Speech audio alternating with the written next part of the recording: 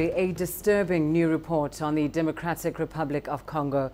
The United Nations announced on Friday the results of their latest investigation, and it includes reports of systematic killings, the use of child soldiers, and superstitious elements that are truly horrifying. CGTN's Mirungu has that story. Militant groups comprised of children, ethnically charged massacres and rapes, summary executions, and blood rituals. Just some of the atrocities highlighted in a new UN report on the DRC's Kasai region. Between March and June of this year, our team documented a large number of killings, 251 killings of individuals, a large number of them children. 62 of the cases were of children that were killed. In the context of a crisis and attacks going out on an ethnic basis, but with government complicity. The report released on Friday details what the UN says may amount to crimes against humanity. One very disturbing finding that our team noted on the ground was victims and witnesses again and again mentioned that when their village was attacked, the attackers coming from one ethnic group were often accompanied by either police or local officials or officials from the army. The United Nations is now calling on the Congolese government to take all necessary measures to protect people amid a conflict that's spiraling out of control. The nature and the scope of what's taken place, these are very widespread attacks. Many of the attacks on villages appeared to have been well planned. The nature of the acts committed, widespread killings, these could constitute crimes against humanity under international law. Of course, only a competent tribunal or a court can determine that. The UN says the Congolese government needs to end the conflict in Kasai before it devolves into even more targeted ethnic cleansing. Mirungu, CGTN. Indeed, some disturbing revelations coming out of that report. Now, for more on this, we're joined by our UN correspondent, Nick Harper in New York. Nick, for many of us, of course, this is the first view we're getting into the militants and their operations. And what we're seeing is well-planned, systematic attacks and recruiting that has really torn at the center of this community. What more can you tell us?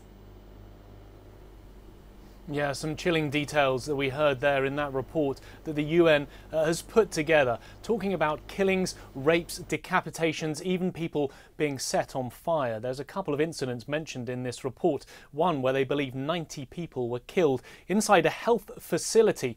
Many of the people were trapped. The building was then set on fire. And another instance where a rocket was fired into a church where people were worshipping, between 60 and 90 people killed in that incident. Now, the United Nations are saying that there's really three groups who are responsible for this. Two opposing militia, but also government forces as well. So we've got the Kamina Nsapa. That's a militia group that's been around for some time. They include many young recruits, sometimes children as young as 7. And there are those witchcraft elements going on there. There are rituals that are detailed in this report of young children being made to drink blood to try and give them special powers for their fighting ahead. But then there's another militia that's been formed much more recently, perhaps as recently as March or April this year, the Banamura militia, which the UN says has the backing of the Congolese government. So the United Nations are saying that these are ethnically motivated attacks, and they've talked about the fact that people are increasingly being targeted because of their ethnic group. The UN High Commissioner for Human Rights talking about that and saying that this is a very worrying development. One has to wonder how this kind of information was gathered. Nick, how was this report put together? And of course, what are the key recommendations being made by the UN? Well, this was a report that was put together by the UN Human Rights Office. It looked at a particular time frame of 3 months, and they interviewed about 100 different people to corroborate the information that they had from the various witnesses, many of whom had seen these attacks firsthand, accounts of people even burying somewhere in the region of about 40 or 50 decapitated bodies. So they've gathered together all of those witness statements to put together this report. They now want the government to act. The UN High Commissioner Zayed Rad Al Hussein, he is saying that the government needs to act, and this should serve as a grave warning. Quite simply, he's saying that it could prevent more violence of an ethnic nature if the government were to act now. But the big problem that the United Nations is saying is that the government is, it would seem, complicit in some of these attacks. The fact that they seem to have been in fights alongside the Bana Mora militia, and because there is this complicity, they are worried that the government may not be able to be fully impartial in any sort of investigations that go forward from here. And that fact in particular, the possibility of government involvement perhaps just diminishes any hope at all of seeing elections take place this year. How concerned is the UN that this political chaos will continue for some time to come?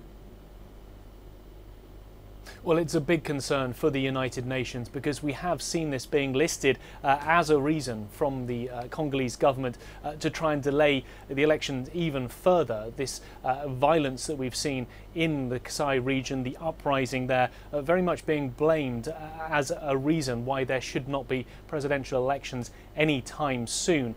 The UN is also worried because we have to remember that as well as this violence that has been detailed in this one report, they've now found more than 80 mass graves in the Kasai region, and they are working to try and set up a special investigation. The United Nations, just within the last week or so, has appointed 3 human rights experts who will be leading a special investigation to look at this region, to look at the mass graves, and to try and work out whether there's anything that the UN can do to try and pressure the Congolese government to act on the findings that they have coming out of this report, but also this special investigation which will take place in the weeks to come. Right. Well, thank you so much, Nick Harper, live for us there from New York.